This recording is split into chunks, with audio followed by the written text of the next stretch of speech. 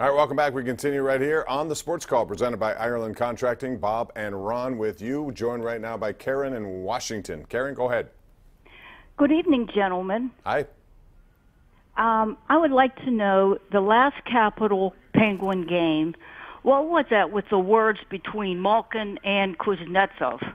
It was in Russian, so we don't know. Malkin lost his temper. Malkin said he was sending a little message that even though Washington won that game, that you're going to see us again and we're going to be ready for you. And I think he kind of inspired his own team a little bit. It should be a great series. That's the game afterwards where Hornquist, he pulled a Crosby, comes out, he said, we don't like them, they don't like us. It is what it is. And now they get to do battle for a whole series again.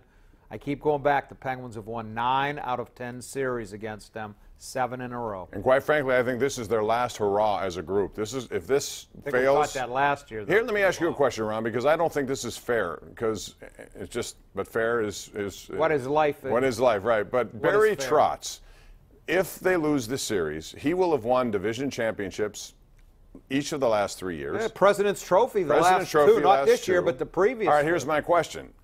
In the end, I'm sure they're going to change their roster a little bit, but can he be faulted? And I say this because you might be in the middle of a Penguin dynasty. So far, they've beaten Washington twice, but they have 7 other series wins. They've won 9 in a row. Sometimes you're just a victim of being in the wrong era. Right. I like the Houston Oilers when the Steelers, the 70s. Right. I mean, the Steelers a little bit with New England now. We had Keith Jones on our show from NBC, and he wasn't very kind about Trotz. This was before the series started. He said he doesn't do a very good job of adjusting during a series. We'll see. I thought he could have been fired after last year. They had 2 President Trophy winning teams and didn't get past the second round. This year, I don't think anyone thought they'd be as good as they were, and now all of a sudden they're in the second round again.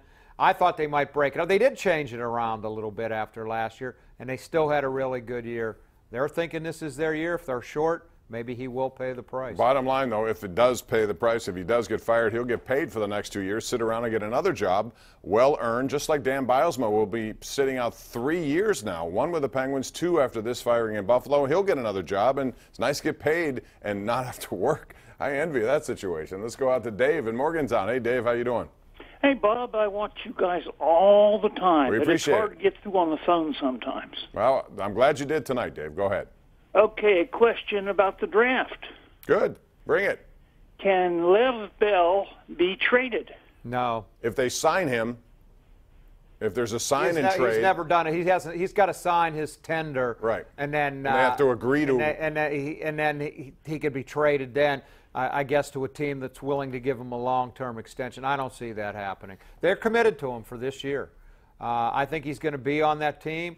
They could draft a running back in the first round. They could get Saquon Barkley. They're not going to, but they could, theoretically, and they'd still keep Le'Veon Bell. They say that when they make a commitment to a guy, they make a commitment to him. Yeah, they're pretty good at what they do and what they say. They live up to their word, and they have signed him. He's going to be here this year, Bob. I know that. He won't be here next year. He does not want to be here after this year. He's made it very clear to them. And he by won't not be. agreeing to any of these deals. So that's it. 1 year, and they're done. He'll move on, and they'll get some compensatory picks out of that, I suppose. Mike in Plum. Go ahead, Mike. How you doing?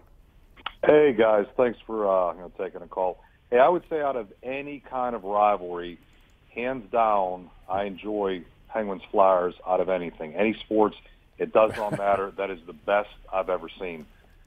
This Capital one ought to be pretty good. Keep your eye on it. They built up a nice rivalry with them, too. I am not going to dispute that. However, the Penguins could be winning 15-0, and I'm still on edge waiting for 16 when they play the Flyers. That's how much, and I really don't think I'm any different than anybody in the city from that. However, having said that, given this beer can incident, now again, the fans were terrible there, but do you think if they play Toronto, Boston, Columbus, those beer cans come on the ice? I don't know. I've seen Philly fans in the Flyer games do it. Columbus. I know that. No, I don't. I don't see this stuff in any other place other than Philadelphia. Yeah, they're just a disgrace as fans. Not all of them, again, just too many. On that note, we'll take a break. Back right after this.